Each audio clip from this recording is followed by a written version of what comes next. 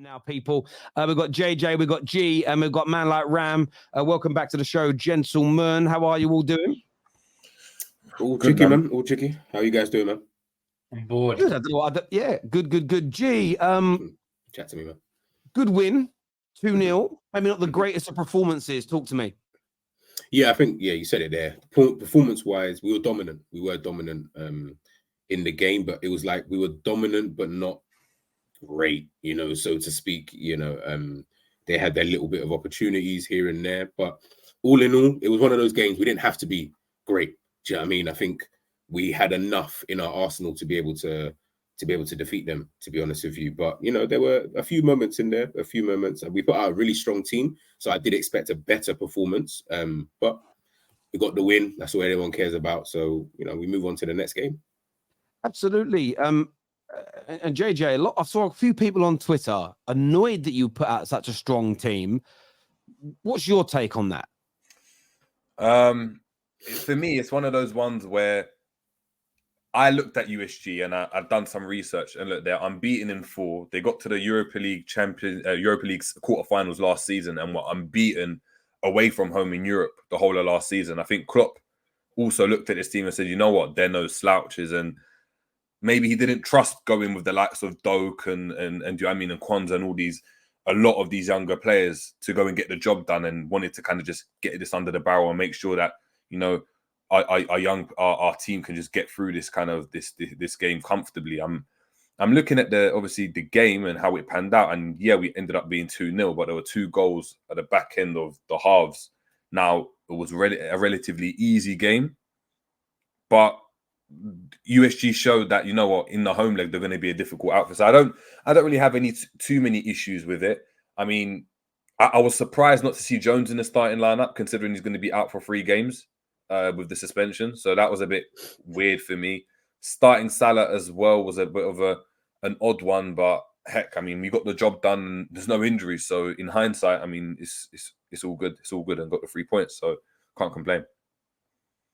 Yeah, I hear you on that. Yeah, Mo Salah was an interesting one, as you would expect. The young lad who played there the other week, whose name I now forget, on the right. It was a young boy.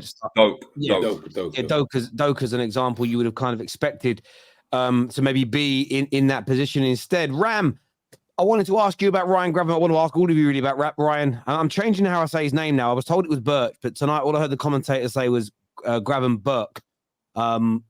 Maybe you guys have heard different. You're a Liverpool fan. Maybe you said it on your website or something. I don't know. But he was excellent again tonight, wasn't he?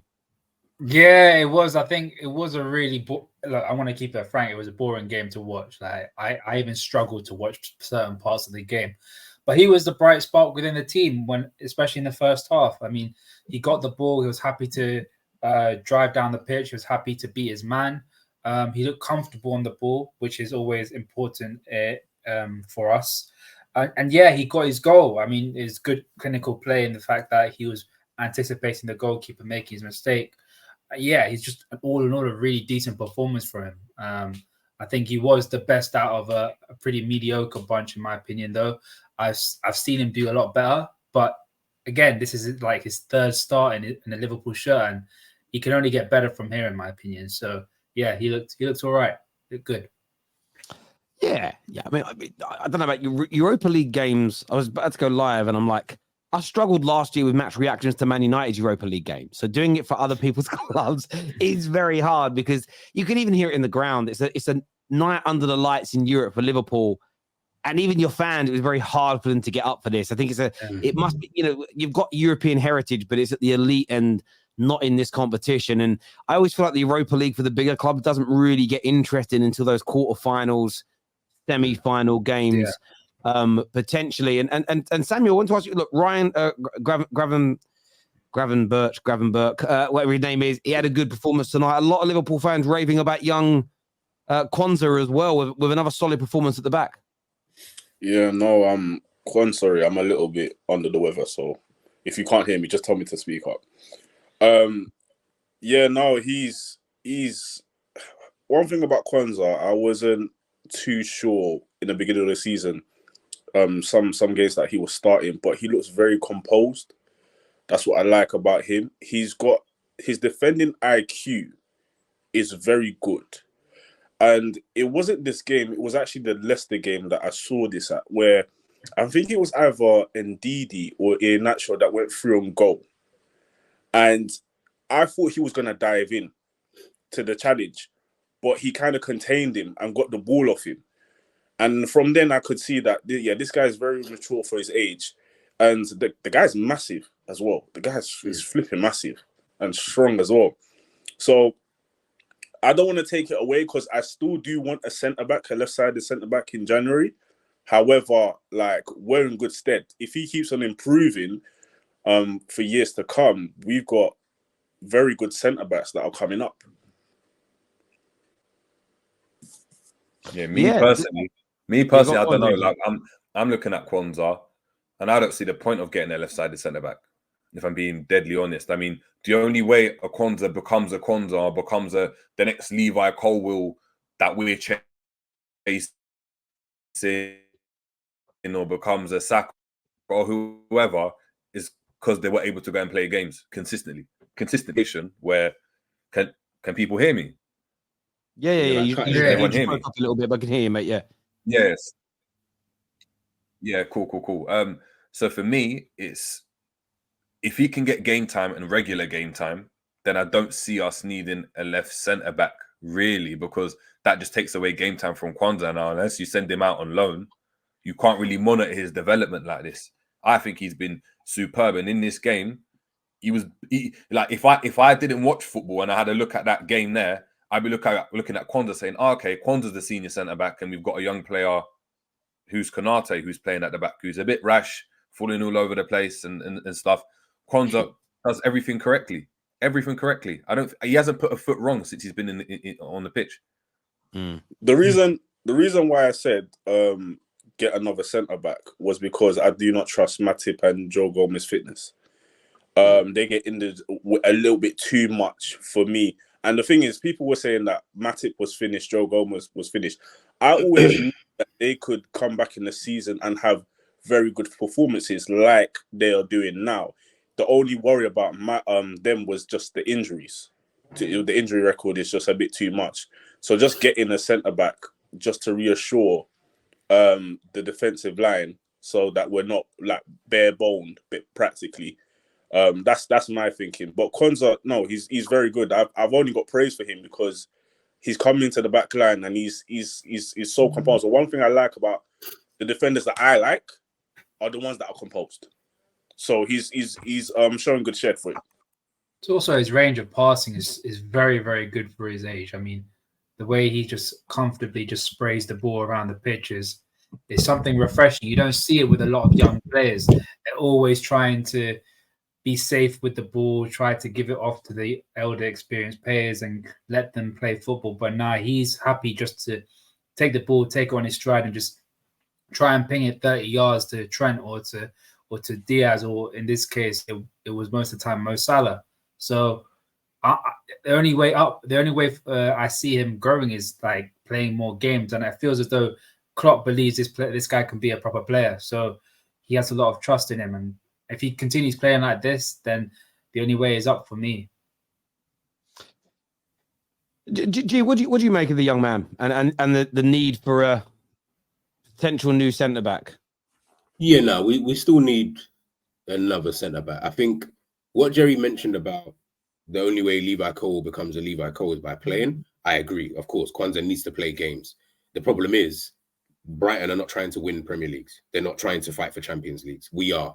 So is he, I guess the only real question you have is he the player who could potentially help you to do that? Obviously, you won't know until he plays, and I get that. But I feel like you kind of, like, we all know players who are in certain areas, like who in certain parts of their development, who might be a little bit further along. I'm not saying you go out there and sign Maldini level type of player, but I'm just saying you do need to get someone, you know, to potentially cover that side, because ultimately you've got a Robbo there and we've just signed Tsimikas to a new deal. I'm sure, I don't know, I'm not going to speak for anybody here, but for me, that's not great going forward. You know what I mean? I feel like we just need someone else in there. Samuel said it there, the injury record of Matip and Gomez, you can't trust that. Matip is now 30, whatever he is. You know, there's too many variables that we're praying, yeah, we're just going to have a calm season. Everyone's going to be fine, no injuries. And it's like, the reality of that is probably nil.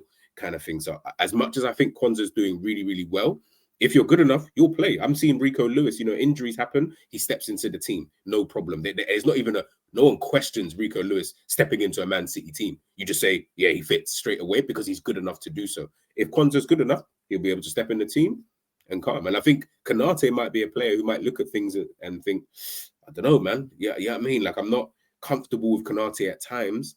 And I'm looking at Quansah and I'm like Samuel. I like my defenders to be comfortable. I need you comfortable on the ball. I need you to be able to bring the ball out. I need you to not look so off it when you're on the ball. You can be fast and strong, and that's great. But when we're trying to play with a three at the back, Konate is not really someone I'm that comfortable with. So do you think in Klopp's head that he sees Quansah as the fourth choice centre back and Gomez as the backup right back?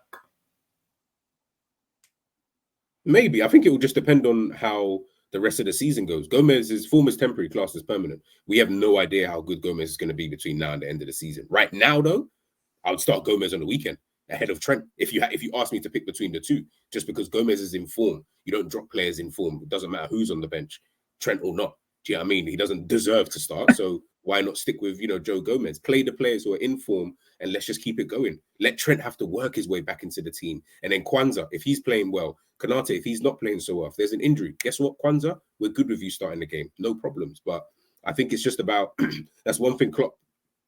That's like a thing that Klopp always does is it doesn't matter if someone's had a brilliant 2 games, he drops them, and you're just like, well, that didn't even make any sense. Like, you should have just carried playing him, and then they can get into a rhythm. But honestly, we'll just wait and see. We'll wait and see. Right now, Liverpool are in a good moment, man. They're used to winning games. So from when they're used to winning games, as long as you keep that, you'll be fine come the latter parts of the season and stuff. Yeah. I mean that's the thing. I mean, Sunday's game, and I'm going to ask you guys a bit about the fallout from then, as it's been nearly a week now. But it was probably very important to get back to winning ways. You've got a tough. I want to say you're away against Brighton, or you're home. We are. You're away. Like, you've got a tough away game against Brighton.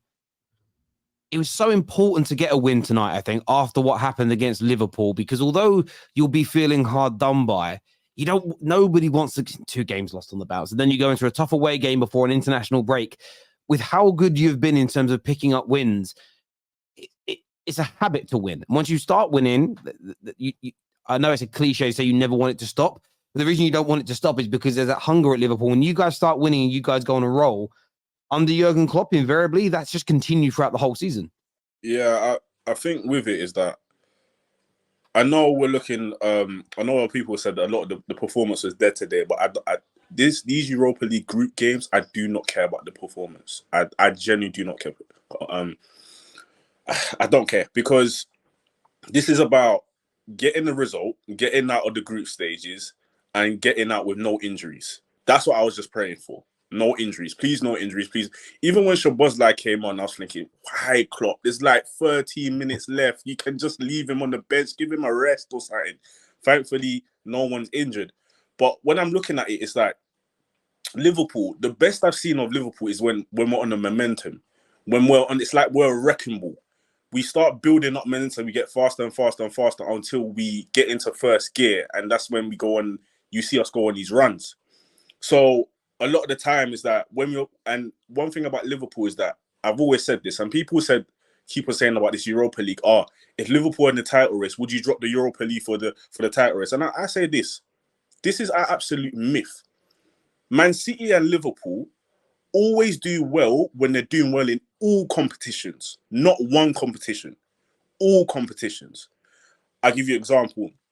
2 years ago, when we were going for the treble and we won the domestic double, cup double, we were doing it well in all competitions. So it was momentum, just keep on every week, win, Wednesday, win, Saturday, Sunday, win, Wednesday, win. For whatever day it was, we're just winning. And that's when Liverpool are at the best, when they just keep on. Doesn't really matter about the performances. If we just keep on ticking along, keep on ticking along. And for me personally, I'll say this, and end with this.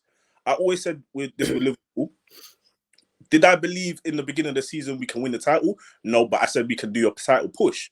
But I said this, if we keep it sweet until January, and when I mean sweet, I mean in touching distance with Man City until January, and then we get the rest of the guys that we need, i.e. a CDM and a centre-back, We'll see. We will see. We will see to the end of the season. Listen, I know exactly how you feel, Terry. How does it know to feel that your team is crap? It's just awful. It's genuinely awful, but I got a job to do. My job is to talk about football, and it's horrible.